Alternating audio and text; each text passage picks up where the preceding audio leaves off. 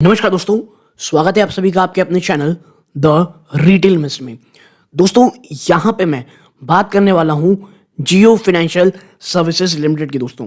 और आपको पता है आज इसके ऊपर वीडियो बनाना क्यों ज़रूरी है दोस्तों, क्योंकि आज जब आप मेरे साथ ये वीडियो देख रहे होंगे दोस्तों, स्टॉक जो है लगभग 5% से भी ज़्यादा की तेज़ी अपने निवेशकों को ये दे चुका है। आप देखें यहाँ पे 15% 5% बोल रहा हूँ, 15% से ज़्यादा की तेज़ी इसने अपने निवेशकों को दी है।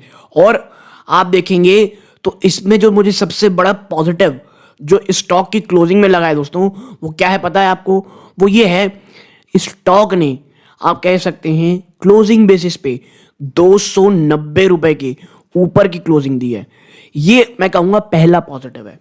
पहला पॉजिटिव क्यों कह रहा हूँ?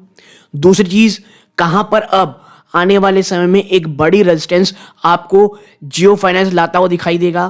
प्लस इतना ही नहीं दोस्तों, आने वाले समय में वो कौन से लेवल्स है दोस्तों, और कौन सी वो न्यूज़ है सबसे बड़ी चीज़, कि आज स्टॉक जो इतने समय से कंसोलिडेट कर रहा था उसमें आपको 15% की रैली दिखा रहा है दोस्तों।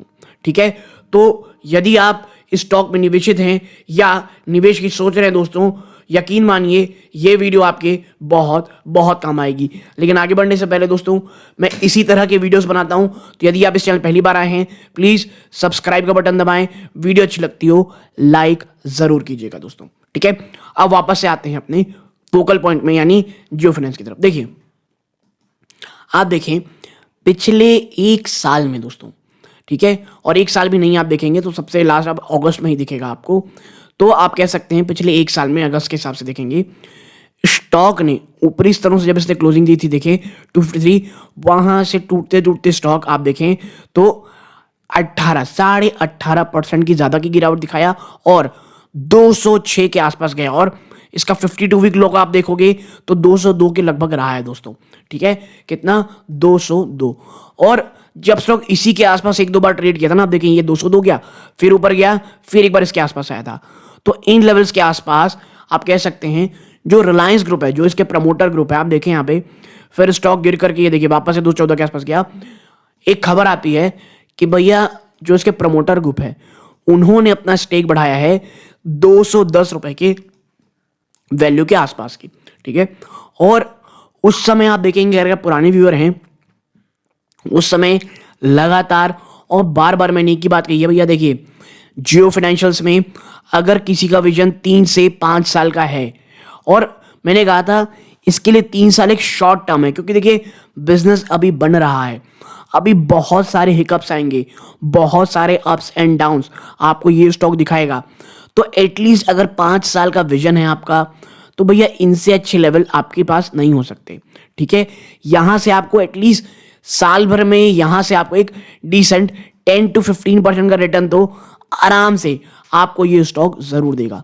लेकिन भैया उसके बाद आप देखें तो एक एक गजब की रैली अब उसके बाद से आपको यहाँ देखने को मिली, और खास करके ये जब एक नए आसमान को छूने निकल गया स्टॉक, उसमें आगे क्या होगा ये हमको देखना पड़ेगा।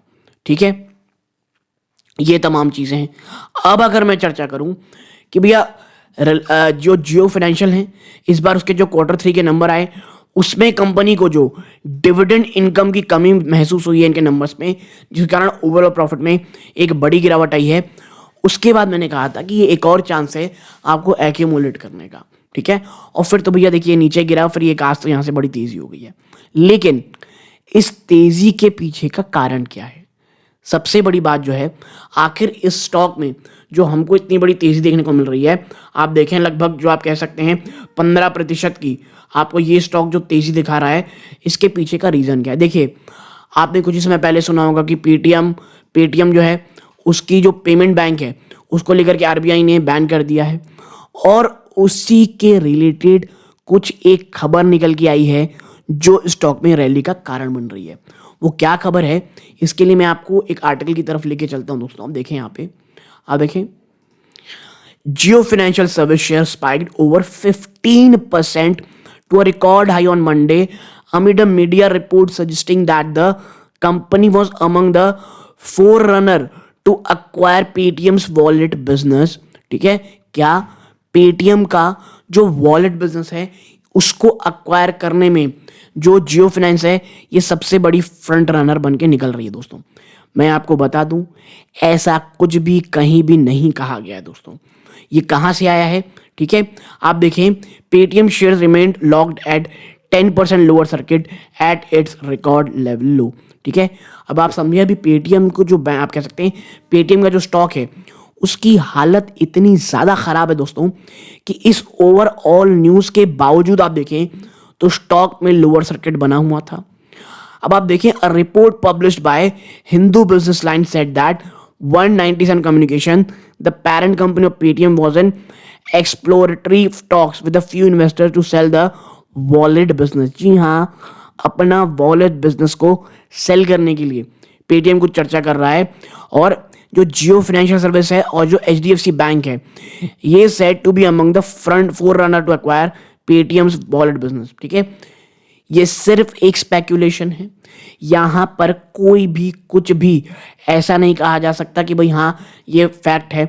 और इसी एक रूमर न्यूज के कारण आप देखेंगे तो इस प्रकार की आपको तेजी देखने को मिल रही है। ठीक है, अब भैया आपको हम सबको पता होगा दैट पेटीएम का शेयर जो क्रैश हो गया था जब आरबीआई ने बार कर दिया दोस्तों पेटीएम पेमेंट बैंक को from conducting certain operation following system audit report. ठीक है, कब से? 29 फरवरी से आप पेटीएम पेमेंट बैंक के जो भी फंक्शन है उसे यूज नहीं कर पाएंगे दोस्तों। ठीक है, अब हम सबको पता है कि भैया जियो फाइनेंशियल सर्विस जो है वो मुकेश अंबानी के जो रिलायंस इंडस्ट्रीज है उससे डिमर्ज हुआ एक बिजनेस है। ये जो एनबीएफसी है दोस्तों ये फाइनेंशियल सर्विस बिजनेस में काम करता है through it's consumer facing subsidiary namely on Jio financial limited. ठीक है, तो ये इस प्रकार की कंपनी है और ब्लैक रॉक जैसी बड़ी कंपनी इसमें ऑलरेडी निवेशित हो चुकी हैं। तो मेरा बस ये आपसे मानना है कि अगर विजन लंबा है ना दोस्तों तो जियो फाइनेंस एक अच्छी बैट है, लेकिन सिर्फ इस एक न्यूज़ के कारण आप सोचेंगे कि हाँ यार यहाँ से एक बड़ी हम खरीदारी कर सकते हैं, यहाँ से एक बड़ा एक्यूमुलेशन किया जा सकता है, तो मुझे लगता है आपको थोड़ा सोचने की ज़रूरत है। फ्रेश इन्वेस्टमेंट, जी हाँ, फ्रेश इन्वेस्टमेंट मैं बिल्कुल भी नहीं कहूँगा कि आपको बहुत बड़े स्तरों पे यहाँ करना चाहिए। हाँ, अगर फ्रेश इन्वेस्टमेंट कर रहे हैं और आप वाकई में आज भी 5 साल के लिए सुनिश्चित करते हैं अपनी आप कह सकते हैं इन्वेस्टमेंट को, और यहाँ से कुछ अगर डिप्स भी आती हैं उसके लिए तैयार हैं, so I am all for you कि भाई हाँ भाई आप सही कह रहे हो कि आप रेडी हो।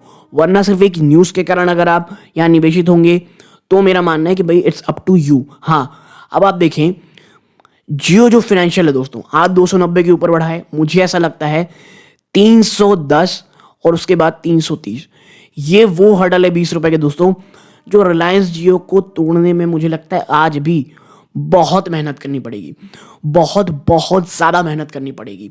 और इस चीज़ को आप प्लीज़ अपने दिमाग में ज़रूर रखिए कोई भी नई पोजीशन बनाने से पहले, क्योंकि भैया आज अगर भाग गया स्टॉक, अब थोड़े शाम तक होती होती कुछ डिनाइबल आ गई कि नहीं भैया हम ऐसा कुछ नहीं कर रहे हैं, तो कल फिर गिरावट हो जाएगी। इसीलिए सिर्फ न्यूज़ फ्लो के कारण किसी भी स्टॉक में नई इन्वेस्टमेंट से हमें बचना चाहिए दोस्तों। यहां तक जुड़े रहे, इस बात का बहुत बहुत धन्यवाद। ये वीडियो का अंत है। जय हिंद।